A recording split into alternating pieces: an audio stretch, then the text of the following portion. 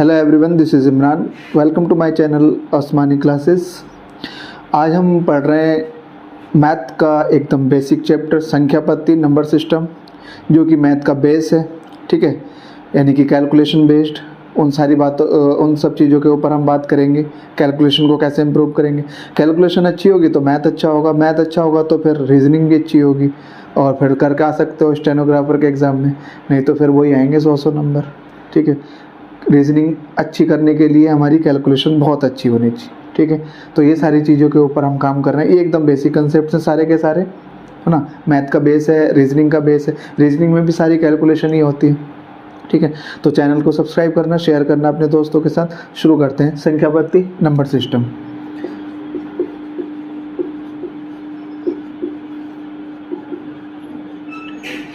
संख्या पद्धति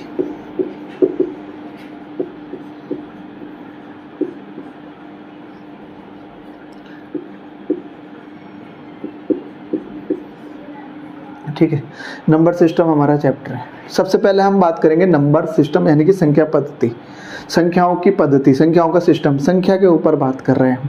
ठीक है, तो संख्या सबसे पहले जब बनी थी तो वो नेचुरल नंबर यानी कि प्राकृतिक संख्याएं बनी थी, 1 2 3 4 5 6 7 8 9। ठीक है, उसके बाद 0 दिया भारत ने, फिर उसके बाद दुनिया को गिनती आई। ठीक है, अब इतनी गिनती आ गई कि अब हमें पढ़ना पड़ रहा है मैथमेटिक्स, कैलकुलेशन करनी पड़ रही है। ठीक है, तो स्टार्ट कर लेते हैं। प्राकृतिक संख्याएं सबसे पहले पे यही आती है, प्राकृतिक संख्याएं। ठीक है, ये हमें पता होनी चाहिए। प्राकृतिक संख्याएं मतलब जो स्टार्टिंग में बनी थी, सबसे पहले जो प्राकृतिक संख्याएं खोजी गई थी, तो ये 1 से स्टार्ट होती है, 1 2 3 4 आगे के लिए सारी की सारी ये प्राकृतिक संख्याएं। इंग्लिश में बोले तो नेचुरल नंबर। ठीक है, इनको नेचुरल नंबर बोलते हैं। ठीक, 1 2 3 4 5, ठीक, आगे तक चली जाएंगी n तक, कितना भी हो सकती हैं ये। ठीक है, अब जब नेचुरल नंबर है तो इनको डिनोट करते हैं, प्राकृतिक संख्याओं को डिनोट करते हैं n से। ठीक है, तो n मतलब नेचुरल नंबर, तो n से डिनोट करते हैं, n मतलब नेचुरल नंबर, 1 2 3 4 और ये सब आगे के लिए नेचुरल नंबर हो जाएंगे। क्लियर हो गया इतना, नेचुरल नंबर की बात खत्म हो गई प्राकृतिक संख्या की।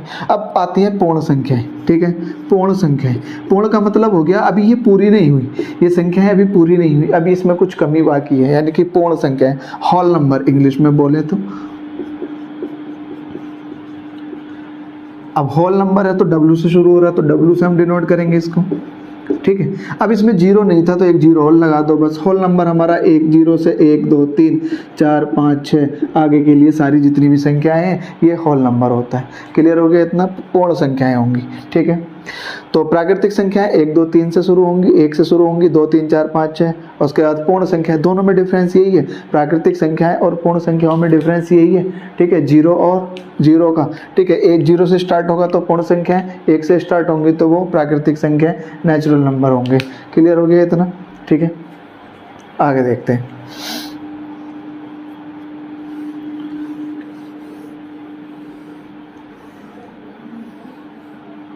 उसके बाद आता है हमारे पास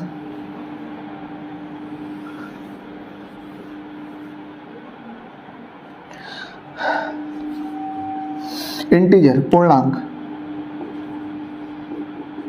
नाम से पता लग रहा, पूर्णांक, पूर्णांक मतलब पूर्ण अंक, पूर्णांक का मतलब हो गया पूर्ण अंक।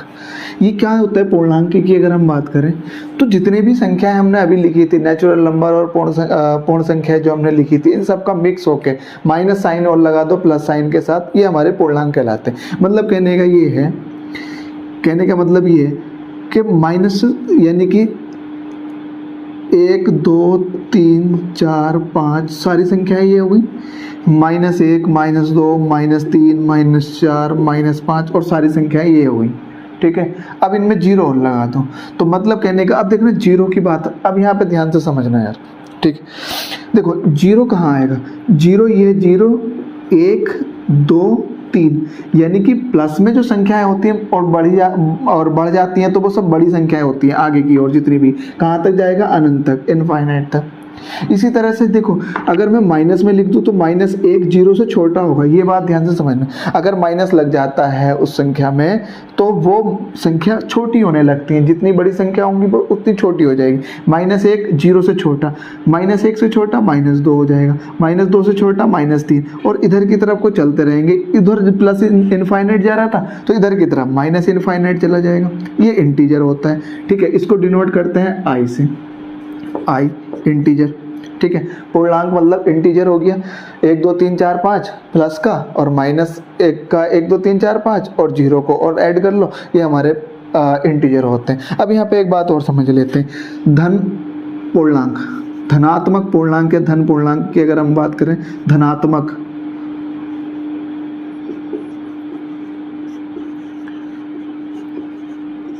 ठीक है। धनात्मक पूर्णांक की जैसे कि नाम से पता लग रहा है, धनात्मक पूर्णांक 1 2 3 4 5 ये धनात्मक पूर्णांक है इनफाइनाइट तक। ऋणात्मक पूर्णांक,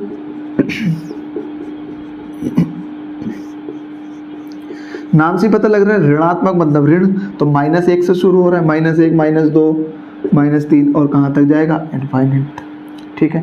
तो ये पॉजिटिव इंटीजर है, ये निगेटिव इंटीजर है। जीरो की बात करें तो जीरो पॉजिटिव निगेटिव दोनों ही होता है, जीरो पॉजिटिव में भी आ जाता है, ना तो माइनस का कोई इफेक्ट पड़ता है उस पर, ना प्लस का कोई इफेक्ट पड़ता है, ठीक है। तो बहुत पॉजिटिव निगेटिव दोनों में आ जाता है। क्लियर हो गया इतनी बात। तो धनात्मक पूर्णांक 1 2 3 4 5 इनफाइनाइट तक। ऋणात्मक पूर्णांक की बात करें, माइनस एक माइनस दो माइनस तीन इनफाइनाइट तक चला जाएगा, और यही सब मिलके और जीरो के साथ ये पूरा का पूरा इंटीजर कहलाएगा, पूर्णांक कहलाएंगे, ठीक है।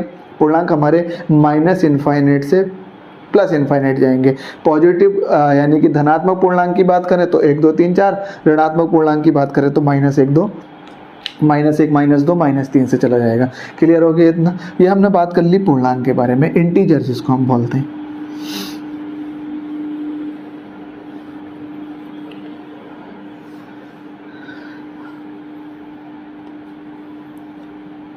ठीक है, तो ये हमने बात कर ली पूर्णांक के बारे में।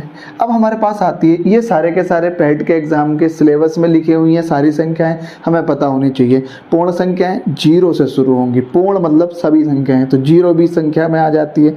नेचुरल यानी कि प्राकृतिक संख्या 1 से शुरू होंगी। उसके बाद पूर्णांक आता है, पूर्णांक मतलब पूर्ण अंक होना चाहिए, पूरा का पूरा, पॉइंट टू एंड नहीं होना चाहिए उसमें, यानी कि 1.5 ये पूर्णांक नहीं है तो पॉइंट में आ गया, एक तो पूरा और ये वाला 0.5 तो ये तो आधा हो गया ना, तो पूर्णांक नहीं है ना, तो ये पूर्णांक नहीं है, तो पॉइंट में नहीं आएगा, पूरे पूरे अंक ये पूर्णांक कहलाएंगे। अब ये पॉइंट में अगर आ गया तो ये क्या कहलाएगा भाई, 1.5 आ गया पॉइंट में, तो इसको क्या बोलेंगे, ठीक है। तो इसको P/Q, यानी कि देखो दशमलव हटाओगे तो बटे 10 हो जाएगा, 5 से डिवाइड करोगे 3 बार, 5 से जाएगा 2 बार, तो 3/2, यानी कि 3/2, यानी कि इसको मैं अगर P बोलूँ इसको Q बोलूँ, ठीक है, ये इसका अंश हो गया, ये हर हो गया, ठीक। तो P/Q के रूप में इसको लिख दिया। अब जब P/Q के रूप में लिख दिया तो अब इसको बोलते हैं हम परिमेय संख्या, ठीक है। तो यहाँ पे हम लिख रहे हैं परिमेय संख्या है, भिन्न भी बोल देते हैं, परिमेय संख्या या भिन्न, ठीक है। परिमेय संख्या क्या होती है, जिन्हें P/Q के रूप में लिखा जा सके, जिन्हें P/Q के रूप में, यानी कि P ऊपर नीचे Q, यानी कि अंश अपॉन हर के रूप में लिखा जा सके, P/Q के रूप में लिखा जा सके, ठीक है। तो ये कहलाएंगी परिमेय संख्या, P/Q के रूप में लिखा जा सके, ये परिमेय संख्या कहलाएंगी, ठीक है। अब देखते हैं यहाँ पे, इसको हटा देता हूँ। देखो, एक क्या ये परिमेय संख्या है, बिल्कुल ये परिमेय संख्या है। 2 ये भी परिमेय संख्या है, 3 4 5 ये सब परिमेय संख्या है। तो ये परिमेय संख्या कैसे हो गई, हमने तो पढ़ा था P/Q के रूप में। देखें जरा ध्यान से, इन सब के नीचे ना बटे में 1 होता है, सबके बटे में 1 होता है, ठीक है। जब सबके बटे में 1 होता है, इनको लिखते नहीं है लेकिन बटे में 1 होता है, तो ये भी परिमेय संख्या में आ जाती है, ठीक है। जैसे कि अभी हमने 2/3 पढ़ा था, P/Q के रूप में लिख दिया हमने, ये परिमेय संख्या हो गई। क्लियर हो गया इतना, ठीक है। 4/3 के रूप में लिख दिया, 4/3 लिख दिया हमने, ये भी परिमेय संख्या हो गई, P/Q के रूप में लिखा जा सकता है। क्लियर हो गई बात, इतनी परिमेय संख्या हो गई, ठीक। तो परिमेय संख्या हो गई जिन्हें P/Q के रूप में लिखा जा सकता है। यहाँ से क्वेश्चन खत्म हो गया, ठीक है। अब आगे बात कर लेते हैं।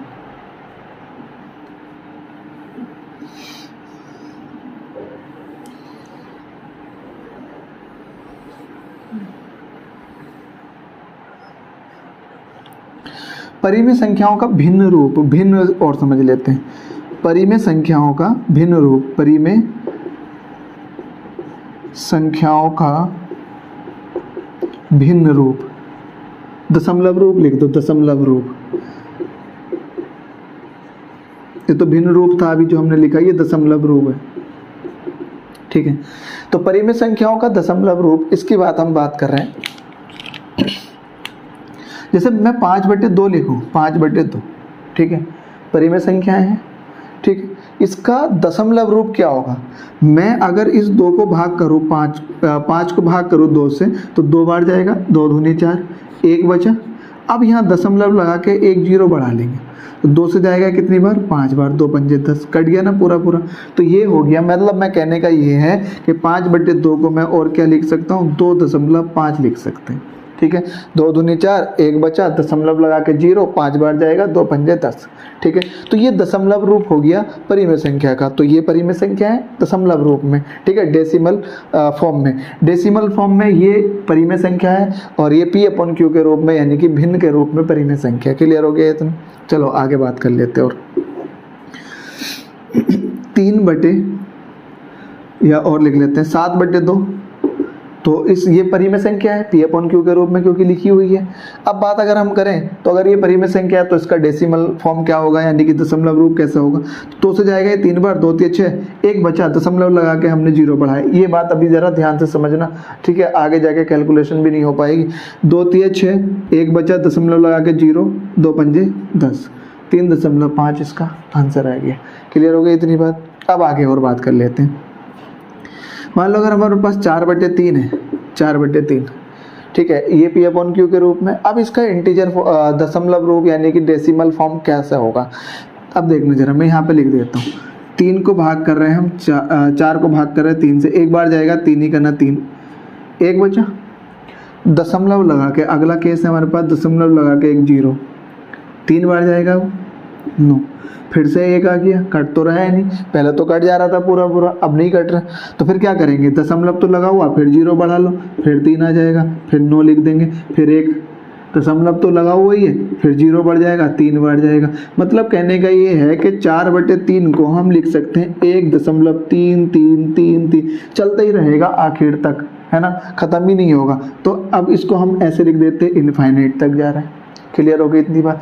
रिपीटेशन होना शुरू हो गया, किसका? 3 3 3 3 आ रहा है बार बार। अब इस 3 3 के रिपीटेशन को रोकने के लिए हम क्या कर देते हैं? इसके ऊपर बार लगा देते हैं। क्लियर हो गया?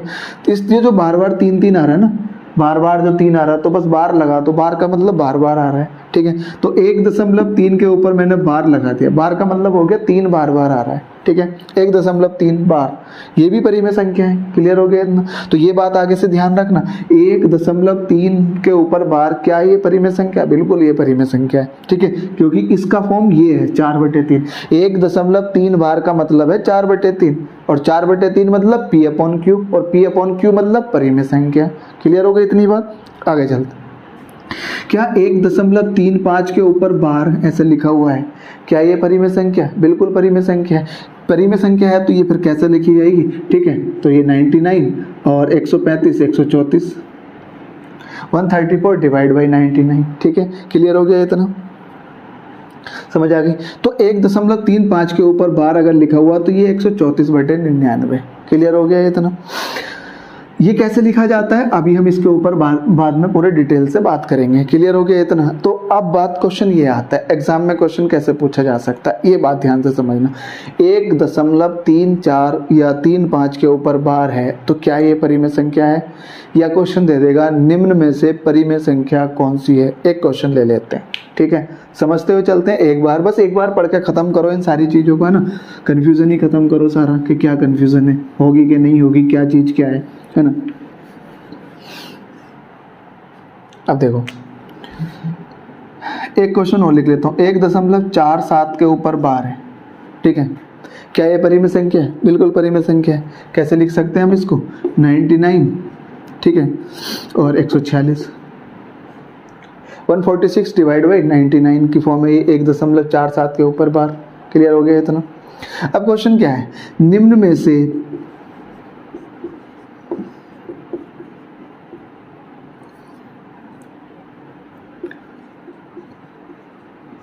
कौन सी परिमेय संख्या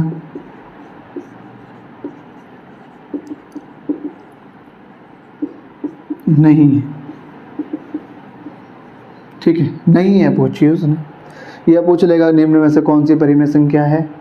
ऑप्शन दे देता हूं मैं, 5 है परिमेय संख्या, क्योंकि 5/1 P/Q के रूप में लिखा जा सकता है। बी ऑप्शन 3/4 बिल्कुल परिमेय संख्या है, P/Q के रूप में लिखा गया। सी, ये लिख देता हूँ 1.47 के ऊपर बार, बिल्कुल परिमेय संख्या है, इसको P/Q के रूप में ऐसे लिख सकते हैं। कैसे लिखा, ये डायरेक्ट कैसे लिखा जाएगा आगे हम ये सब पढ़ने वाले हैं। और डी ऑप्शन हमारे पास ये है √5। तो बस यही हमारे पास परिमेय संख्या नहीं है। अगर मान लो तुम्हें ये भी नहीं पता कि ये परिमेय संख्या है या नहीं है, ये बात बड़े ध्यान से समझना, ये इंग्लिश में बहुत ज़्यादा बार यूज़ की जाती है। मान लो हमें नहीं पता कि ये परिमेय संख्या है या नहीं है, और उसने कहा कि निम्न में से कौन सी परिमेय संख्या नहीं है, ठीक है, और हमें इसका नहीं पता है या नहीं, लेकिन हमें इसका तो पता ही है, तो ये आंसर नहीं हो सकता। नहीं पूछा उसने, ये क्वेश्चन ज़रा ध्यान से पढ़ लेना। ये वाली भी पता हमें ये है, हमने ये भी पढ़ रखा, ये है, इसका नहीं पढ़ रखा था, तो नहीं पढ़ रखा था तो आंसर तो कोई एक ही होगा। ये नहीं है, ये नहीं है, ये आंसर नहीं है, तो फिर यही आंसर होगा। ऐसे कर सकते। आगे के लिए ध्यान रखना, √5 इस तरह की जितनी भी है ये परिमेय संख्या नहीं होती है, ये अपरिमेय संख्या होती है, क्योंकि इनको P/Q के रूप में नहीं लिखा जाएगा। ठीक है, रिपीटेशन जिनका अलग अलग तरीके से होगा, रिपीटेशन ना हो, जैसे कि मैं एक सवाल लिख देता हूँ, एक क्वेश्चन लिख देता हूँ,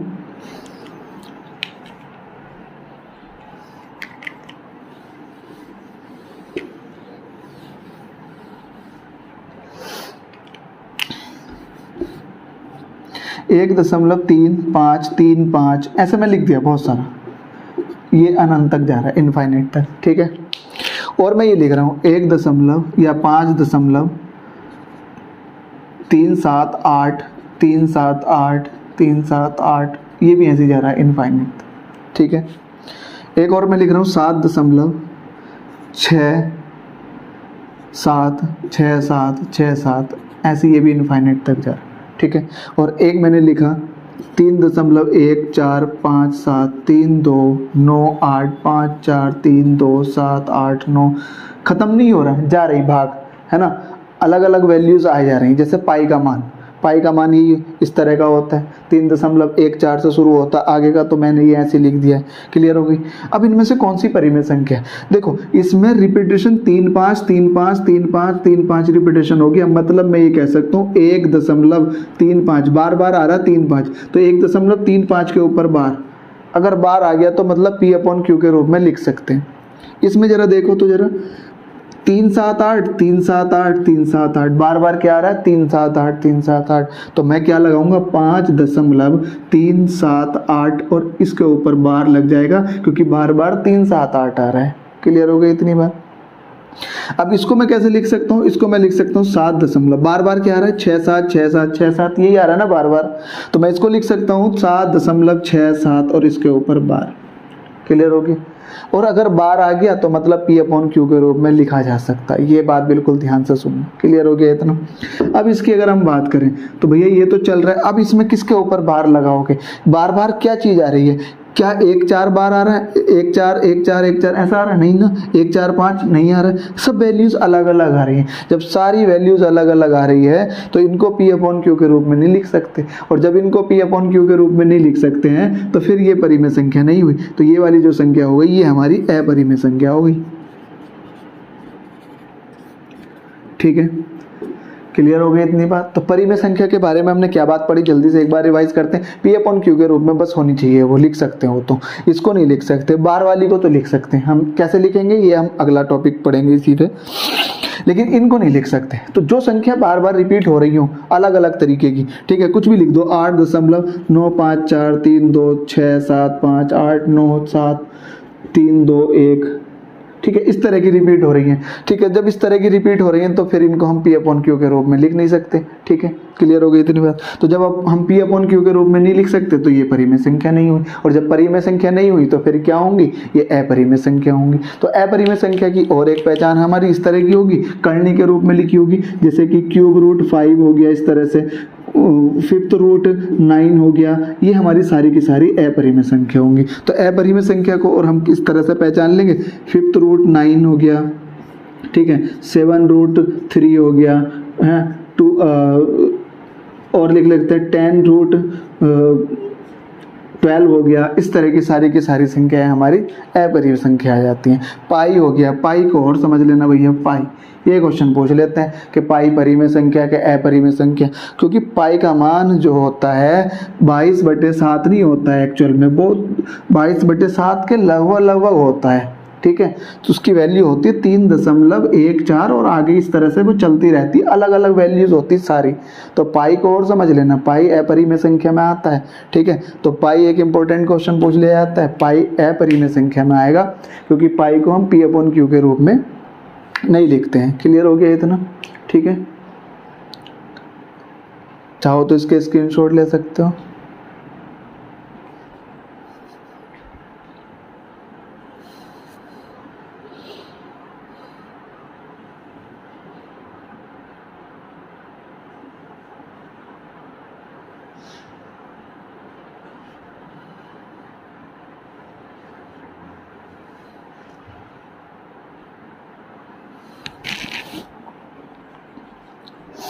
चलो हटा देता हूँ इसको।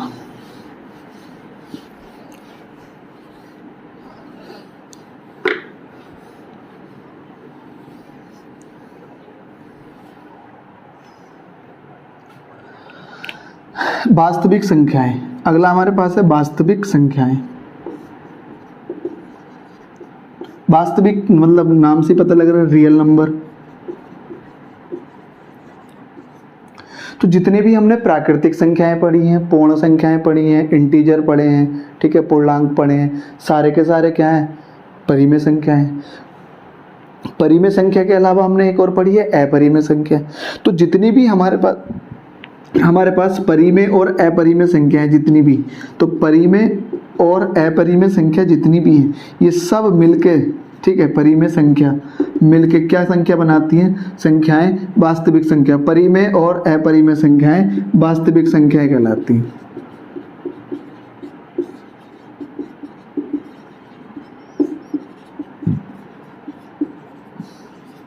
क्लियर हो गई इतनी बात? तो परिमेय और अपरिमेय सब संख्याएं मिलके, अपरिमेय संख्या कौन सी हैं, जो P/Q के रूप में नहीं लिखी जा सकती। ठीक है, अब पाई के मान को जरा विशेष ध्यान से देखना। ठीक है, क्योंकि पाई का मान सब 22/7 रखे होते हैं, वो उसके लगभग बराबर होता है, लेकिन वो 22/7 नहीं होता। ठीक है, हटा देता हूँ।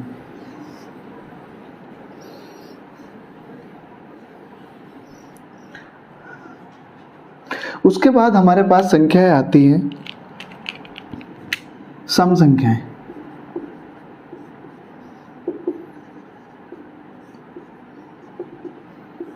ठीक है, सम संख्या वे संख्याएं जो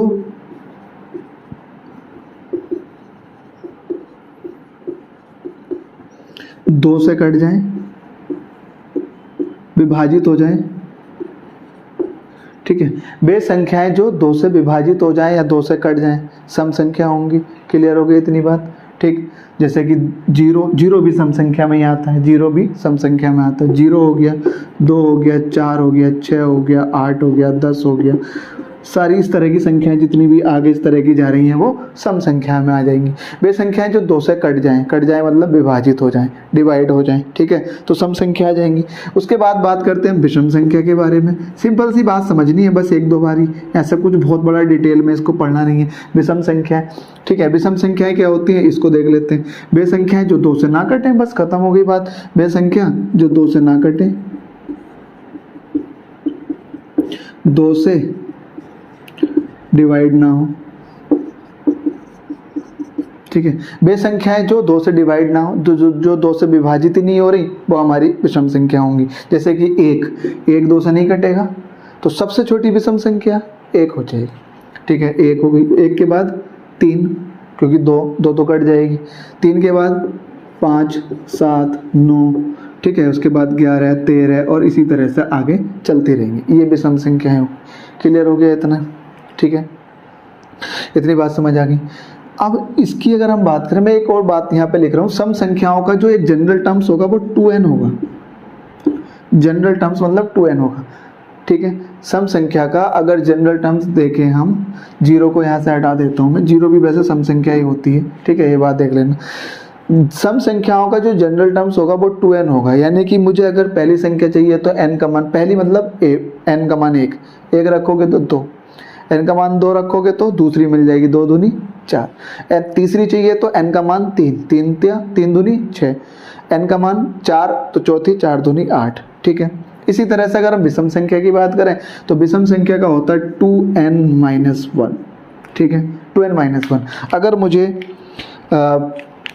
पहली चाहिए तो मैं n का मान 1 रखूंगा। जैसे ही मैंने n का मान 1 रखा, 2 गुणा 1 मतलब 2, 2 में से 1 गया 1, पहले मिल जाएगी। दूसरी मुझे चाहिए तो n का मान 2, 2 दूनी 4, 4 में से 1 गया 3, यानी कि दूसरी 3 मिल गई। मान लो मुझे चाहिए 10वीं विषम संख्या, तो n का मान 10, 10 दूनी 20, 20 में से 1 गया 19, तो 10वीं विषम संख्या 19 होगी। 10वीं सम संख्या 10 दूनी 20 हो जाएगी। 50वीं सम संख्या 50 दूनी 100 हो जाएगी। 50वीं विषम संख्या 50 दूनी 100 -1 यानी कि 49। क्लियर हो गई इतनी बात? सम संख्या विषम संख्या का कंसेप्ट खत्म हो गया। सारी संख्याएं हम खत्म करेंगे आज। हटाता हूं उसको।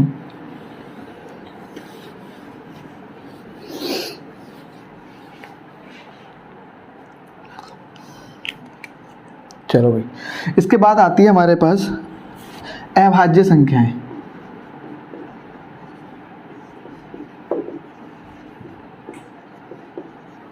प्राइम नंबर, इंग्लिश में बोलते हैं इनको प्राइम नंबर। अभाज्य संख्या है मतलब प्राइम नंबर। ठीक है, प्राइम नंबर अभाज्य, नाम से ही पता लग रहा है। अभाज्य मतलब जो विभाजित ही ना हो। ठीक है, किसी से भी विभाजित ना हो। ठीक है, सिवाय अपने आप के किसी से विभाजित ना हो। अभाज्य, अ मतलब ना हो, भाज्य मतलब विभाजित, विभाजित ना हो। ठीक है, या ऐसी संख्या जो विभाजित ना हो किसी से भी सिवाय अपने आप के। अब देखते हैं अभाज्य संख्या। एक अभाज्य संख्या नहीं होती, ये बात जरा ध्यान से समझना। एक अभाज्य संख्या नहीं होगी। क्या होगी अभाज्य संख्या? सबसे पहली दो अभाज्य संख्या होगी। ठीक है, जो अपने आप से कटे और एक से कटे। एक से तो सारी, एक तो सबके बटे में लिखा ही होता है। जो अपने आप से कटे केवल दो केवल अपने आप से ही कटेगी, दो केवल दो से ही कटेगी। ये बहुत इंपॉर्टेंट बात है। एकमात्र सम संख्या जो अभाज्य है वो 2 है। क्लियर हो गई इतनी बात? 2 के बाद 3 की अगर हम बात करें तो 3 भी 3 से ही कटेगा, इसके अलावा और किसी चीज से नहीं कटता है। उसके बाद 4 तो 2 से कट जाता है ना, तो 4 तो अभाज्य नहीं होगी। उसके बाद 5 भी किससे कटेगा? केवल अपने आप से, 5 होगी। 5 के बाद फिर 6 नहीं होगी, 7 के बाद 8 तो कट जाएगी 2 से भी 4 से भी।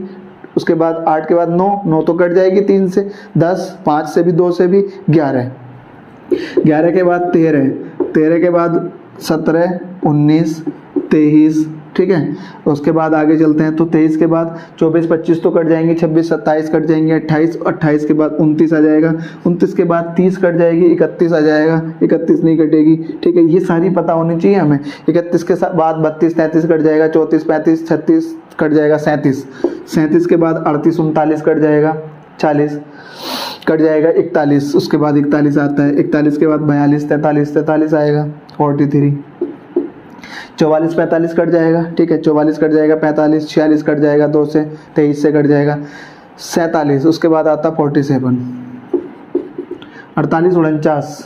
ठीक है, और उसके बाद आता है 50 49 कट जाता है। अब देखना 50 तक 1 2 3 4 5 6 7 8 9 10 11 12 13 14 15 संख्याएं अभाज्य हैं। 50 तक ही क्वेश्चन पूछ लिया जाता है। 50 तक अभाज्य संख्याएं कितनी होती हैं? 15। ठीक है, 100 तक 10 और जोड़ दो 25 होती है। 100 तक अभाज्य संख्याएं 25 होती है। ठीक है, तो 50 तक अभाज्य संख्या कितनी हो गई? ये 50 तक होगी। इसके बाद 49 कट जाएगा, 50 कट जाएगा, 51 कट जाएगा, 52 के बाद 53 आएगा। इस तरह की संख्या आगे आप अपने आप से लिख सकते हो। तो अभाज्य संख्या का कंसेप्ट खत्म हो गया। क्या है अभाज्य संख्या? प्राइम नंबर जो केवल और केवल अपने आप से कटे। अब इसमें इंपॉर्टेंट बात क्या है? इंपॉर्टेंट बात है एकमात्र सम संख्या। ये क्वेश्चन पूछ लिया जाता है, एकमात्र सम संख्या। ये क्वेश्चन पूछा गया हाई कोर्ट क्लर्क में, ठीक है, हाई कोर्ट क्लर्क में ये वाला क्वेश्चन पूछा गया। एकमात्र सम संख्या, प्रीवियस ईयर के पेपर उठा के देखना, उसमें जरूर मिल जाएगा। एकमात्र सम संख्या जो अभाज्य है, तो उसका आंसर आ गया 2। दूसरा एक इसमें एक और क्वेश्चन, सबसे छोटी अभाज्य संख्या है, सबसे छोटी अभाज्य संख्या।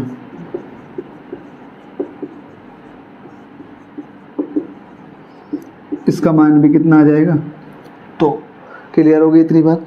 तो ये हो गई सबसे छोटी अभाज्य संख्या, ठीक है, देख लो इसको।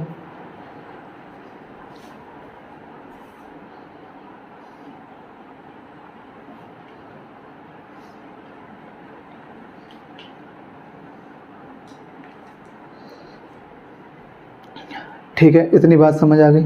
तो सबसे छोटी अभाज्य संख्या 2 हो गई, सबसे छोटी, और एकमात्र सम संख्या जो कि अभाज्य है, उसका आंसर 2 आ गया। अभाज्य संख्या कहाँ से शुरू होती है?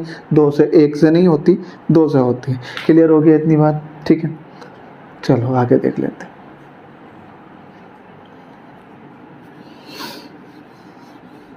और ये बात बहुत ज़्यादा यूज़ होने वाली है, जो मैं अगली बात आपको बताने वाला हूँ। ये बात बहुत ज़्यादा यूज़ करेंगे हम एलसीएम, एचसीएफ, लसम और लैसे और मैसे वाले चैप्टर में, लघुत्तम समावर्तक और महत्तम समावर्तक वाले, या एलसीएम और एचसीएफ वाले सब चैप्टर में बहुत ज़्यादा हम यूज़ करने वाले इस बात को जो मैं बोल रहा हूँ, ठीक है। सह अभाज्य संख्या,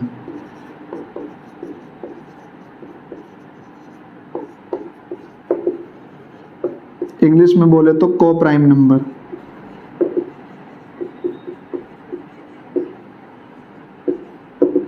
सहभाज्य संख्या इंग्लिश में हम बोलते हैं इसको को प्राइम नंबर। क्लियर हो गया? अब आपस इसमें देख लो जरा, सह अभाज्य। सह अभाज्य का मतलब है आपस में अभाज्य होनी चाहिए, बस आपस में कुछ भी कॉमन ना हो। जैसे कि अगर मैं बात करूं, सह अभाज्य नाम से पता लग रहा है, सह मतलब आपस में, साथ में, अभाज्य मतलब साथ में अभाज्य हो।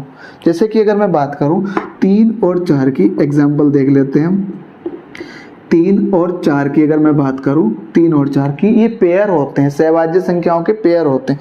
3 और 4 आपस में सहभाज्य, 4 अलग कट जाएगी 2 से, ठीक है, 3 तो कटती नहीं है, लेकिन आपस में इसमें कुछ भी कॉमन नहीं है, ये सहभाज्य संख्या होती है। जैसे कि अगर मैं बात करूं 6 की, 4 की और 6 की, ठीक है, ये सहभाज्य संख्या है। 4 और 6 की बात करें, क्या ये सहभाज्य संख्या? ये सहभाज्य नहीं है, क्योंकि आपस में 4 और 6 में आपस में कॉमन है क्या? 2 जो है 4 को भी काट रहा है और 2 6 को भी काट रहा है। क्लियर हो गया इतनी? तो ये सहभाज्य नहीं है, ठीक है।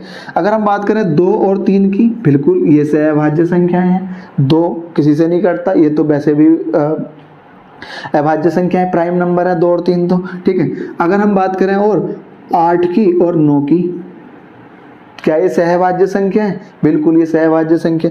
8 अलग कट जाएगा 2 से और 4 से, 9 अलग कट जाएगा 3 से, लेकिन आपस में कुछ कॉमन नहीं है इनमें, है ना। ऐसी कोई संख्या नहीं है जो दोनों को ही काट रही हो, ये बात देखनी है, तो ये सहभाज्य संख्या होगी। अगर हम बात करें 10 की और 12 की, तो ये सहभाज्य संख्या नहीं है, क्योंकि 10 को 2 काट दे रही है और 12 को भी 2 काट दे रही है, तो आपस में कुछ कॉमन ना होना चाहिए, ये सहभाज्य संख्या पर नहीं है। क्लियर हो गई इतनी बात? ये बहुत ज़्यादा हम यूज़ करेंगे, बहुत ज़्यादा हम यूज़ करते हैं एलसीएम एचसीएफ वाले चैप्टर में, लघुत्तम समावर्तक महत्तम समावर्तक वाले चैप्टर में, और यही आपके सिलेबस में दे रखा है उसने, बिल्कुल ठीक है। तो इसको पढ़ना बहुत इंपॉर्टेंट है, तो ये बात समझनी बहुत ज़रूरी है उस चैप्टर को समझने के लिए। 10 और 12, चलो अगला देख लेते हैं। क्या 10 और 15 सहभाज्य संख्याएं हैं?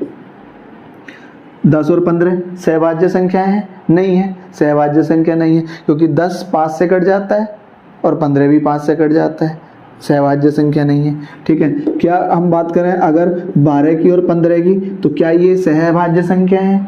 ये भी नहीं है, क्योंकि 12 3 से कट जाता है और 15 भी 3 से कट जाता है, ये नहीं है, ठीक है। अगर हम बात करें 15 की और 16 की, अगर हम बात करें 15 और 16 की, तो 15 3 से कट जाएगा, 5 से भी कट जाएगा, 16 4 से कट जाएगा, 2 से कट जाएगा, 8 से कट जाएगा, लेकिन आपस में नहीं।